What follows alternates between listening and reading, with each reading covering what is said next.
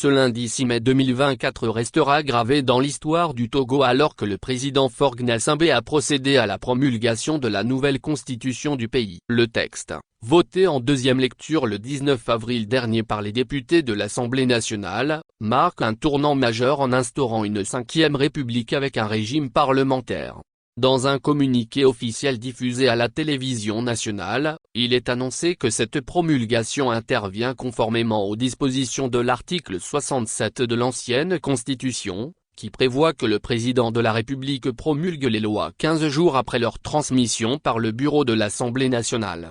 Le texte de la nouvelle Constitution a suscité des débats passionnés depuis son adoption en deuxième lecture le 19 avril, initié par un groupe de députés majoritairement affiliés au parti au pouvoir. Le président Faure Gnassingbé avait lui-même demandé une seconde lecture après les contestations qui avaient suivi son adoption dans la nuit du 25 mars 2024. Pour enrichir le texte avant le nouveau vote, le chef de l'État a invité les parlementaires à procéder à une large consultation des différentes couches sociales du pays. Malgré ces efforts, des entités de l'opposition togolaise et de la société civile ont vivement dénoncé la réforme, qualifiant celle-ci de coup d'État constitutionnel.